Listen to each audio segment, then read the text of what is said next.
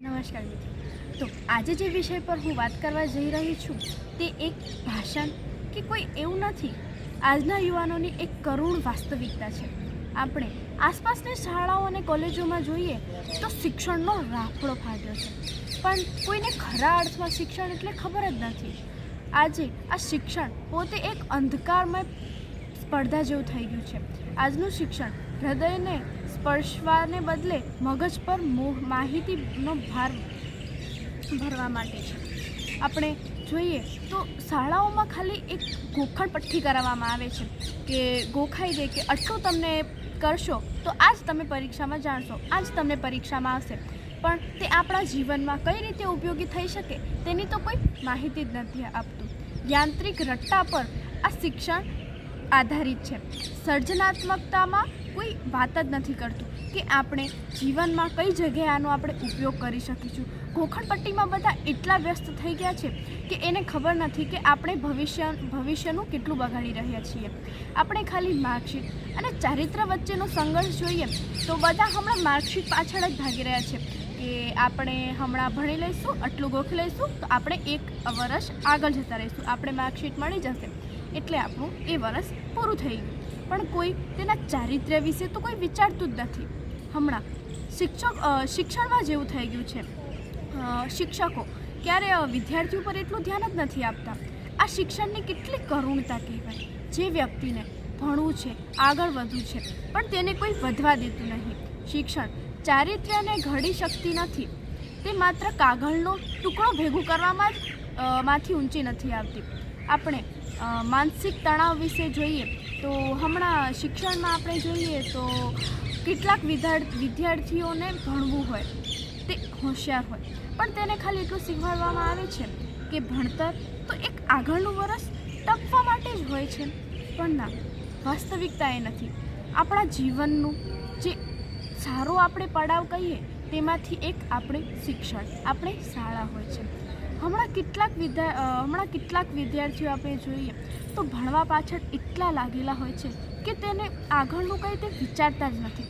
ખાલી તેના મનમાં એવું હોય કે આપણે ખાલી ભણવું છે કેના માટે, તો નોકરી મેળવવા માટે, પણ કોઈ પોતાના જીવન વિશે તો વિચારતું જ નથી. શું નોકરી એ ફક્ત પૈસા કમાવા માટે છે? પણ ના, આપણે જોઈએ તો આપણે જે શિક્ષણ મેળવીએ અને તેનાથી આપણે આપણું જીવન સુધારીએ તે જ સાચું શિક્ષણ કહેવાય. આપણે જે શીખીએ તેને આચરણમાં લાવીએ તો જ આપણે ભણ્યા તેવું કહેવાય.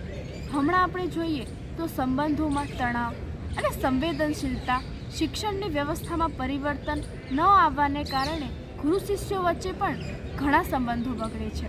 શિક્ષક આજે એક મોટો વ્યવસાય બની ગયો છે જ્યાં લાગણીઓ એ કોઈ જ સ્થાન નથી. સંવેદનહીનતા એટલી બધા હદે વધી ગઈ છે કે વિદ્યાર્થીઓ મશીન બની ગયા છે અને શિક્ષક માત્ર એક ડેટા બની ગયા છે. આપણે સામાજિક અસંતુલિત નૈતિક મૂલ્યોના અભાવને લીધે સમાજમાં અરાજકતા અને અસંતુલન વધી રહ્યું છે. આપણે બૌદ્ધિક રીતે આગળ વધવા માંગીએ છીએ પણ નૈતિક રીતે ખૂબ જ પાછળ રહી ગયા છીએ. આપણે પરિવર્તનની તાત્કાલિક જરૂર છે. હવે સમય પાકી ગયો છે કે આપણે જાગીએ, આપણે યંત્રવત જીવનને બદલે જીવંત મનુષ્ય બનીએ. આપણે કેવું પરિવર્તન લાવવું જોઈએ? આપણે શિક્ષણમાં જોઈએ તો વિદ્યાર્થીઓ પ્રશ્ન પૂછવા માગે છે પણ શિક્ષક કોઈ તેને જવાબ જ નથી આપતું, તો આપણે તેનામાં બદલાવ લાવવો જોઈએ. સર્વાંગી વિકાસના દ્વારા આપણે વિચારીએ તો માત્ર ચોપડીઓ જ નહીં પણ શારીરિક શ્રમ, રમતો અને ધ્યાનથી શિક્ષણનો પણ એક હિસ્સો બની શકાય છે. પરિવર્તન એ પ્રકૃતિનો નિયમ છે. જો આપણે શિક્ષણ પદ્ધતિ ક્રાંતિકારી ફેરવવી નહીં હોય તો આપણે આવનારી પેઢીઓ આપણને માફ નહીં કરે. શિક્ષણ એ કોઈ પીડા નથી પણ એક ઉત્સવ હોવો જોઈએ. ચાલો આપણે સાથે મળીને એક સમાજનું નિર્માણ કરીએ જ્યાં શિક્ષણ માણસને સમર્થ અને સંતોષી બનાવે. આપણે જોઈએ છીએ તો શિક્ષણ એ માત્ર હવે એક ડિગ્રી પૂરતું જ સીમિત રહી ગયું છે, પણ આપણે જો એને જીવનમાં નહીં ઉતારીએ તો આપણું જીવન સાર્થક કઈ રીતે ગણાશે?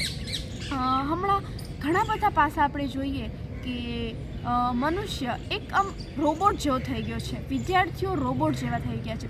તેને ભણવાનું એટલું પ્રેશર આપવામાં આવે છે જેના લીધે તે આત્મહત્યા કરે છે.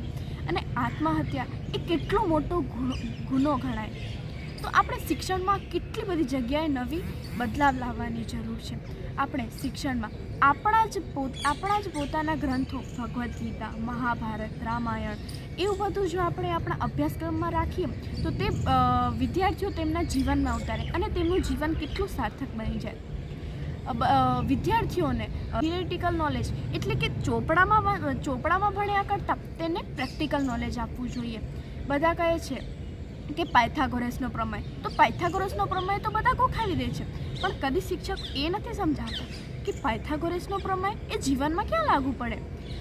હમણાંના શિક્ષકે હવે ચોપડીને એક સાઈડમાં મૂકીને બધું પ્રેક્ટિકલ નોલેજ પર શીખવું જોઈએ. કેમ કે આપણે જેટલું વાંચીએ એના કરતાં આપણે જેટલું જોઈએ, આપણે રિયલમાં અનુભવીએ તેટલું આપણે વધારે યાદ રહે છે. તો બસ આજે હું આટલું જ તમને જણાવીશ. ધન્યવાદ.